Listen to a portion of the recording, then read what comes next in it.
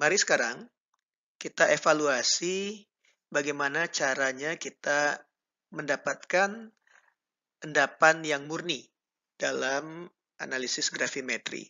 Ya, jadi sudah kita bahas sebelumnya, endapan yang diperoleh pada analisis secara gravimetri harus memiliki kemurnian yang tinggi. Namun kenyataannya, ya, dalam proses pengendapan, ya, karena di dalam larutan itu banyak sekali zat terlarut, ya, endapan awal yang kita peroleh pada proses pengendapan itu tidak murni, ya. Jadi banyak mengandung pengotor. Ya. Sumber utama pengotor pada endapan adalah hasil interaksi kimia maupun fisika di permukaan endapan. Ya.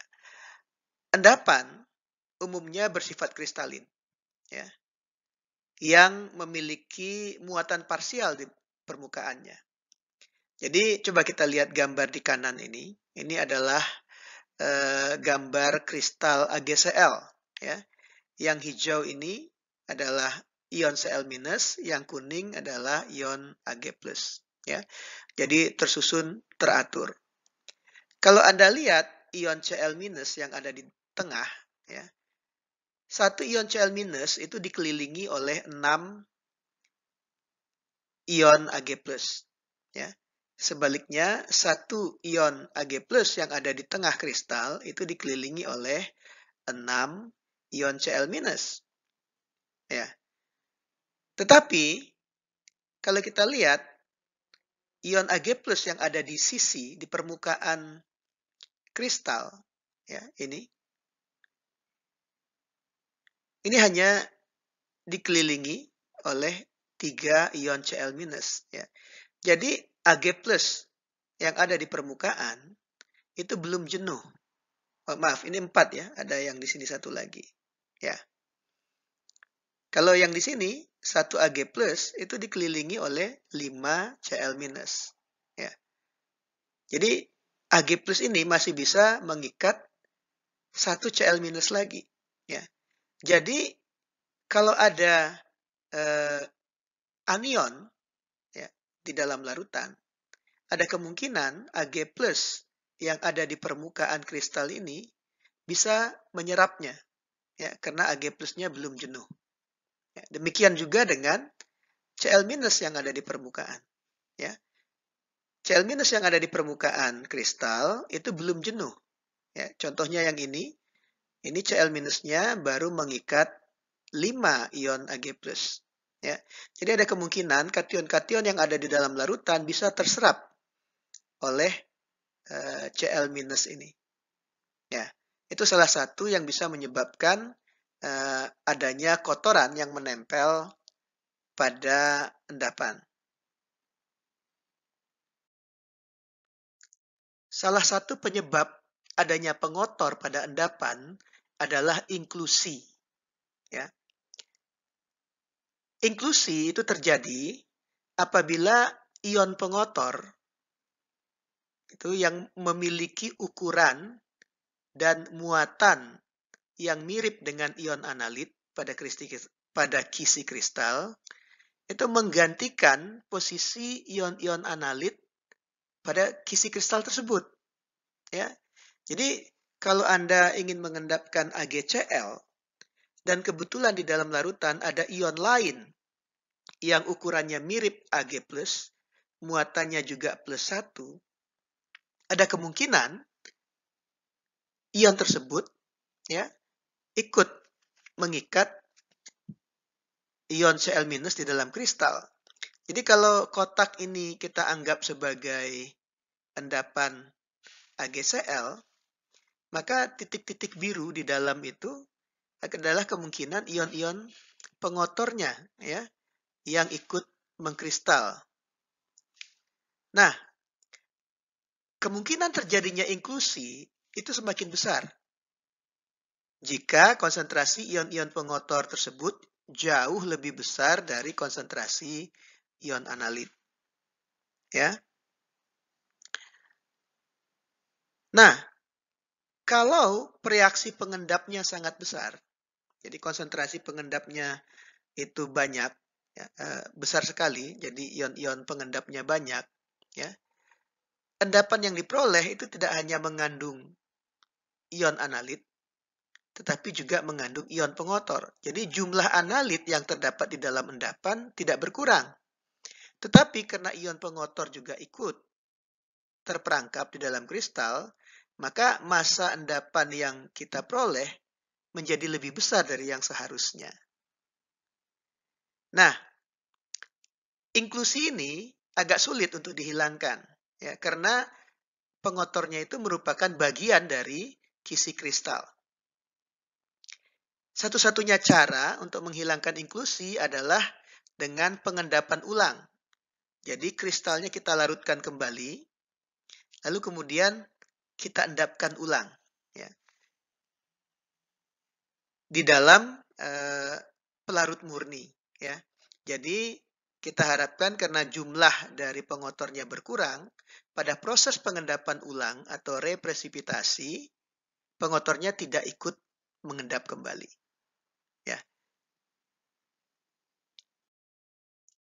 Cara lain, pengotor dapat terperangkap di dalam kristal endapan adalah oklusi, ya.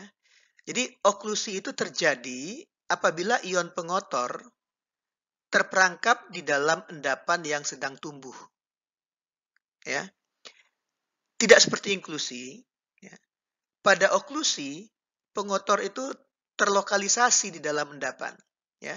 Jadi dia tidak tersebar di seluruh endapan, tapi terkonsentrasi pada suatu tempat di dalam endapan, ya. Adanya oklusi ini, ya, akan menyebabkan massa dari endapan itu lebih besar dari yang seharusnya. Nah, untuk menghilangkan oklusi, ya, kita dapat lakukan dengan proses yang disebut dengan digestion atau pencernaan, ya, yaitu dengan memanaskan endapan, ya, dalam larutan supernatan dalam waktu yang agak panjang, ya. Jadi ini misalkan Anda sudah dapatkan endapan putih AgCl, ya, lalu Anda panaskan, ya, dalam waktu yang lama, ya.